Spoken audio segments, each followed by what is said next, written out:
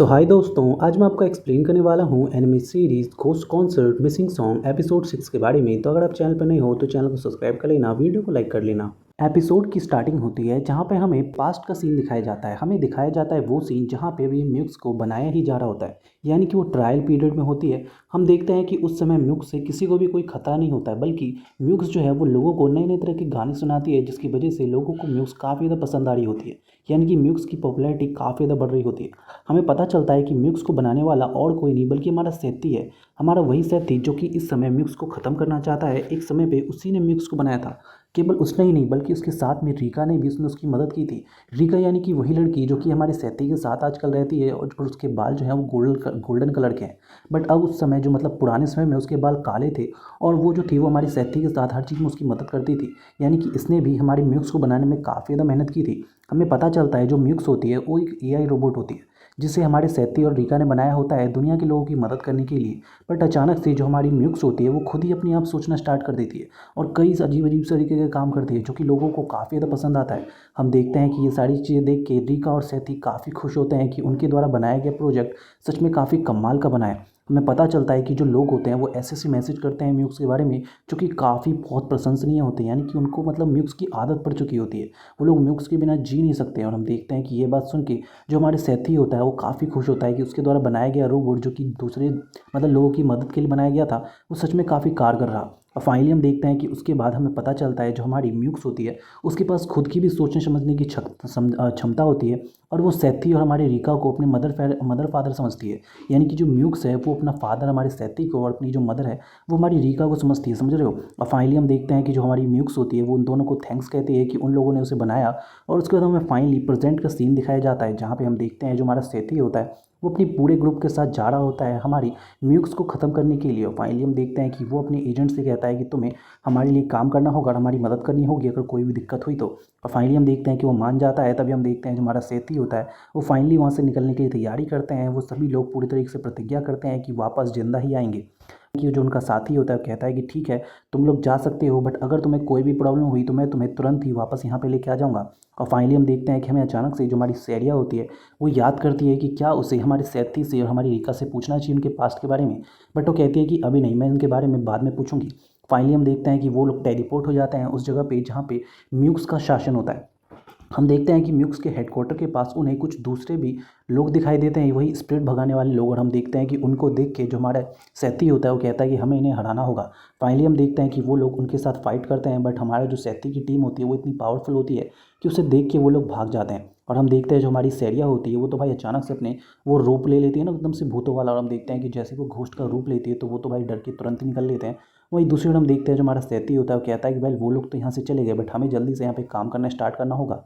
हम देखते हैं कि फाइनली वो म्यूक्स की टेरिटरी में घुस जाते हैं जहाँ पर हम देखते हैं कि एक पूरा पूरा शहर बसा होता है जो कि म्यूक्स को भगवान मानते हैं। और फाइनली हम देखते हैं कि जो म्यूक्स होता है वो अपने उधर से एक बहुत ही खतरनाक से, मैं कह सकते हैं एक बहुत ही खतरनाक से बंदे को भेजता है जो कि उड़ सकता है, उसके पास उड़ने की शक्ति होती है। और हम देखते हैं कि वो हमारे अपने पंखों से बहुत सारे अटैक्स करता है हमारे सेथी के टीम के ऊपर। बट हम देखते हैं जो रीका होती है वो वहाँ पे एक पूरी तरीके से डिफेंस बना देती है जिसकी वजह से वो लोग बच पा रहे होते हैं। बट हम देखते हैं कि इसका भी कोई फ़ायदा नहीं होता है। हम देखते हैं जो हमारी अकारी होती है उसको काफ़ी ज़्यादा मुश्किल हो रही होती है, क्योंकि होती तो वो एक तलवारबाज है, बट फिर भी इन अजीब से तरीके के शैडोज से नहीं लड़ पा रही होती है क्योंकि ये सभी घोस्ट होते हैं।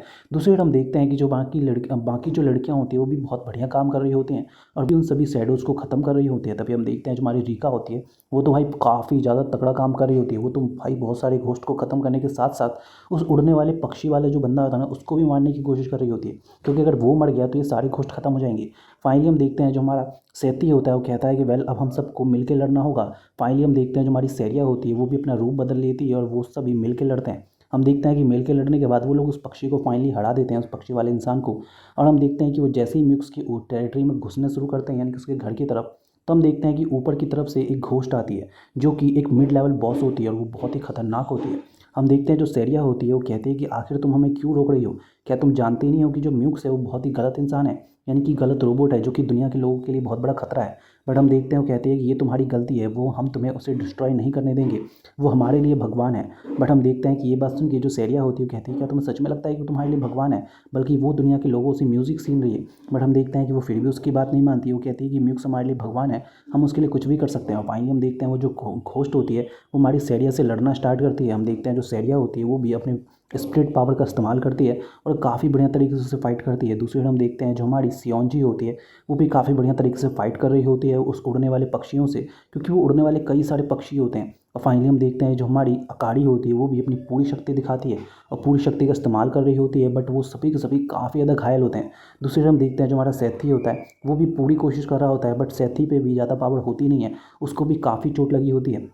हम देखते हैं कि जो हमारी हमारी जो रीका होती है वो भी अपना पूरा काम कर रही होती है, बट वो भी काफ़ी घायल होती है। दूसरी ओर हम देखते हैं कि केवल हमारे पास सैरिया ही होती है जिसकी पावर अभी भी काफ़ी ज़्यादा है, और वो उस मेन मेन जो बॉस होती है मिड लेवल की, उससे लड़ रही होती है, यानी कि एक घोस्ट से। और यहाँ जो हमारी सियोंजी होती है वो कहती है कि वेल मुझे लगता है कि अब हम लोगों को ऊपर जाना होगा। और फाइनली हम देखते हैं जो हमारी सैरिया होती है वो जब तक उस घोस्ट को बिजी रखती है तब तक हम देखते हैं जो सियोंजी और साथ ही में जो सैथी होते हैं वो अपनी सारी टीम के साथ ऊपर पहुंच जाते हैं म्यूक्स की टेरेटरी में, जहाँ पे उनको एक ऑर्गेनाइजेशन के लोग दिखते हैं जो कि होता है एक्ट प्लूटो। और हम देखते हैं कि एक्ट प्लूटो के जो लोग हैं, एक्चुअली बताया हमें जाता है इस सारी चीज़ों के बारे में कि इस दुनिया में कई सारे ऑर्गेनाइजेशन हैं जो कि इन स्पिरिट्स को ख़त्म करता है, जिसमें से हमारे सेथी का भी एक ऑर्गेनाइजेशन है, बट प्लूटो मतलब एक्ट प्लूटो भी उन्हीं में से एक है।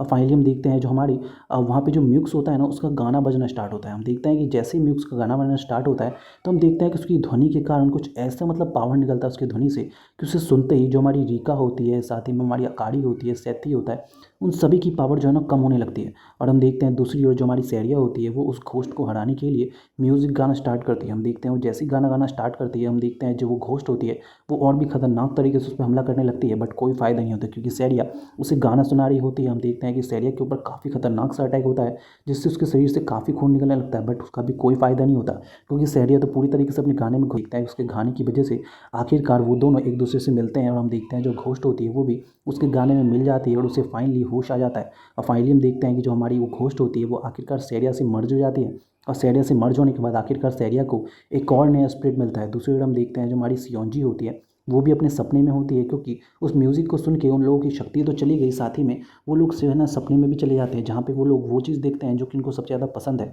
और हम देखते हैं जो हमारी जो हमारी सियोंजी होती है वो देखती है कि वो किस तरीके से हमारे सैरिया के साथ अच्छे से रह रही है। वहीं दूसरी ओर हम देखते हैं जो हमारी म्यू होती है वो भी अपना अलग अलग चीज़ें देखती है, और हम देखते हैं कि इसी तरीके से सभी लोग कुछ अलग अलग तरह की चीज़ें देख रहे होते हैं। खास तौर पे जो हमारी रीका होते हैं ना भाई, वो तो पता नहीं क्या ही देखते हैं, वो देखते हैं कि उसने कितने सारे लोगों को मारा है और अभी उसे कितना और ज़्यादा ट्राई करना है। दूसरी ओर हम देखते हैं कि अचानक से जो हमारी सैरिया होती है वो फाइनली वो बॉस को हरा के, यानी कि उस स्प्रिट को हरा के ऊपर पहुंचती है और उन सभी को नींद से जगाती है और कहती है कि हमें आगे चल के लड़ना होगा।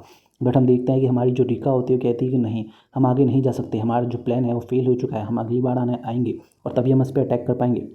दूसरी हम देखते हैं जो हमारी सैरिया होती है वो देखती है कि जो हमारा सैथी है वो अभी भी हार मानने के लिए तैयार नहीं है, वो अभी भी आगे जाना चाहता है। और फाइनली हम देखते हैं जो सैथी होता है वो म्यूक्स की टेरिटरी में घुस जाता है, और हम देखते हैं जो म्यूक्स होती है वो कहती है कि आखिर तुम यहाँ पे क्यों आए हो मुझे मारने के लिए। तभी हम देखते हैं जो सैथी होता है वो कहता है कि मैंने तुम्हें बनाया है और मैं ही तुम्हें मारूंगा क्योंकि तुम दुनिया के लिए खतरा हो। बट हम देखते हैं जो हमारी म्यूक्स होती है वो उसे पूरी तरीके से मना कर रही होती है, और हम देखते हैं जो म्यूक्स पहले समय पे जब उसे बनाया गया था तो वो छोटी सी बच्ची सी थी, अब वो लिटरली बड़ी हो चुकी है भाई, मतलब समझ रहे हो, बिल्कुल एक इंसान की तरह वो बढ़ रही है, बल्कि है वो पूरी तरीके से एक रोबोट। पर अभी हम देखते हैं कि अचानक से जो म्यूक्स होती है वो सैथी को कहते हैं कि सैथी प्लीज़ मुझे मत मारो। हम देखते हैं वो उससे हमारे सैथी को अपना फादर कहती है, बट हम देखते हैं कि सैथी कुछ भी सुनने के लिए तैयार नहीं होता और वो उस सारी सारी जगह को ख़त्म करने की कोशिश करता है। बट हम देखते हैं कि जैसे ही वो उसे ख़त्म करने की कोशिश करता है अचानक से सब कुछ एकदम से रेड हो जाता है, यानी कि कहते हैं सायरन बजना स्टार्ट हो जाता है, और हम देखते हैं कि अचानक से वो लोग किसी दूसरी जगह पर टेलीपोर्ट हो जाते हैं और वहाँ पे उनके सामने काफ़ी सारे घोस्ट होते हैं। और हम देखते हैं वो जो घोस्ट होते हैं वो एक्चुअली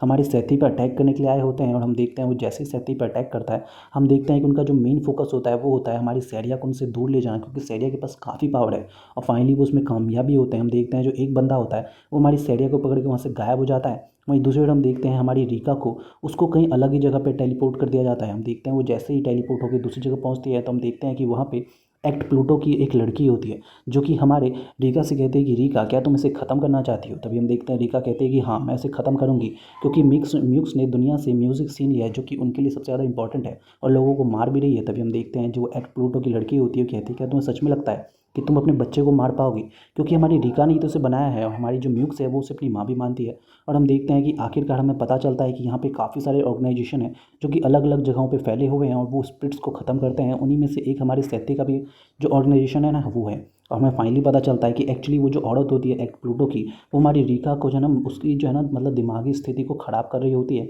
यानी कि उसको जो है ना भ्रमित कर रही होती है। फाइनली हम देखते हैं कि वो उसे अपने साथ मिला लेती है और हम देखते हैं जो रीका होती है वो उसकी बात मान भी जाती है और उससे पूछती है कि बताओ मुझे क्या करना होगा। और फाइनली हम देखते हैं कि यहीं पे जो हमारा एपिसोड होता है वो ख़त्म हो जाता है। So thank you so much for watching this video.